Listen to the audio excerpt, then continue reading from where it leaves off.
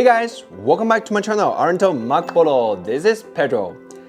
Chinese has becoming more and more popular these days, but I often hear from my friends that learning Chinese is so hard and there's so much to memorize. However, I firmly believe that learning should be fun, should be engaging, should be captivating, and not painful. If you feel frustrated, it's not your fault. It's certainly not the fault of the knowledge itself either. The only problem lies with the person who teaches you. And now, if I were the one, I would want imparting knowledge, imparting Chinese to you, how would I help you break down this difficult problem? And how can we memorize Chinese characters more quickly and more interestingly? So, let's dive into today's video. As you know, I'm a mechanic and an engineer, so my goal is to help you in the most pragmatic way possible to shorten learning paths and help you master Chinese characters more efficiently and interestingly. Firstly, let's take a look at these animations of Chinese characters.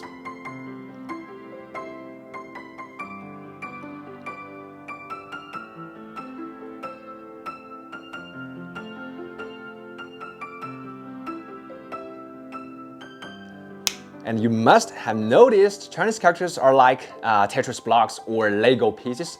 They're built from several standard components. You see, like these Chinese characters, yuan, it can be disassembled into 3 components. And you see another one, wu, it's even more interesting. These Chinese characters, wu, means fight, means wage war or attack. However, it can be disassembled into 2 parts, zhi and ge. What do these 2 components mean? Zhi means stop, and ge refers to one of the popular ancient Chinese weapons. So when we put them together, zhi ge, this complete Chinese character wu conveys the idea that true martial prowess lies in stopping conflict. Only by being able to seize war can one demonstrate true martial skill and wisdom. And that's why we Chinese often use this Chinese character wu to express that true martial skill lies in subduing the opponent without using violence and force. It reflects the Chinese spirit of love and peace and our diplomatic philosophy. So back to our main topic. Once you recognize these standard components, you can quickly remember the characters, and even guess their meanings and understand these characters much deeper. So please don't try to memorize Chinese characters stroke by stroke. Instead, think of them as made of small building blocks, usually 2 or 3 that combine to form the full character. This will make learning Chinese way easier. And today we're going to focus on 3 Chinese character standard components which are highly related to water. This 2-dot radical, the 3-dot radical, and this 4-dot radical. These standard components are like the standard building blocks of words, as we said, and these 3 are specifically related to water. Meaning water. Let's start with this 2-dot radical. These 2-stroke standard components represent cold water and frozen states. For example, 冰, it means ice. The form water takes when it freezes. And 冻, 凉, 冷, 凛, 冽. These are all adjectives related to cold. You could say 我冻着, I'm freezing. Or 天气好凉, the weather is so chilly. 杯子里的水很冷. The water in the cup is cold and 寒风凛冽. The cold wind is biting. And 凛 means icicle. And 松, which is rain frost, the beautiful side of frost covering trees. And when we look at this 2-dot radical from this new perspective, you will find it's much easier to remember, much easier and more funny to remember all these characters from this 2-dot radical family, And from now on, whenever you see a character with this standard component, you will no longer feel strained and you can pretty much guess it has something to do with cold, And next up, we have the 3-dot radical.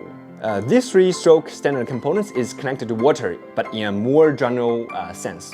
Like 河 river, 江 large river, 湖 lake, 海 sea, 洋 ocean, 沟 ditch, 洪 flood, 池 pond, 湾 bay, 港 harbor.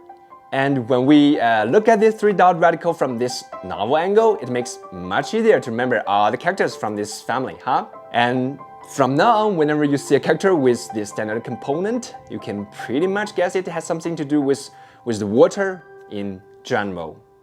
And this Chinese characters, this three-dot Chinese character, is very popular. Okay, finally, let's talk about the last one, the four-dot radical.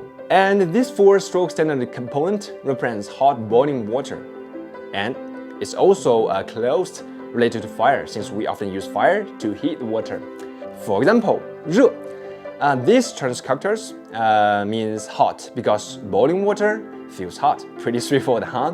And 煮, it is verb means boiling something using water, and 熟, cooked food, cooked stuff. Normally, we Chinese prefer to use water to cook. And 烹, it is a verb, a term in ancient Chinese that means cooking as well. And 熬, simmering something until it thickens, like Chinese traditional herbal medicine. And there are characters with this four-dot radical tied to fire directly. For example, 点, to ignite, as in lighting a fire, and 照, to illuminate. For example, 蜡烛的光照亮了房间 light of the candle illuminates the room. And 电灯的光照亮了书房 the light of the electrical lamp illuminates the study room. So 照 means illuminate. And 烈, fierce fire. And 熊, a roaring fire, even stronger than 烈. And 煎, to pan fry or shallow fry. 焦, food getting burnt when water evaporates. So, you see, when I explain these characters to you in this way, it makes much easier, huh? To remember them, to understand them from this four-dot family. And from now on, whenever you see a character from these standard components family, you can pretty much guess it has something to do with boiling water or fire. So today we've covered these three Chinese characters components. As the temperature increases, so does strokes. From the 2 dots to 3 dots to 4 dots. This aligns perfectly with these three rated Chinese characters: 冷, cold, 温, lukewarm, and 热, hot. Sometimes I'm just thinking these Chinese standard components, or so-called radicals, they're very similar, or they're just like the suffixes or prefixes in English or in German or in other Latin alphabet-based languages. So once you observe these standard components, they will give you the meaning of Chinese characters, which contain these standards, these components. So I hope this trick can help you and will help you understand and remember Chinese characters from these three families more effectively and more efficiently. Instead of learning Chinese characters in isolation or disconnected from one another, we could remember and study them in clusters or groups or as family. This way, you will get twice the routes with half the effort. And that's all for today's episode. If you enjoyed this video, please give it a like and click subscribe to my channel and share it with your friends. Thanks a lot for your support and see you next time. Ciao, ciao!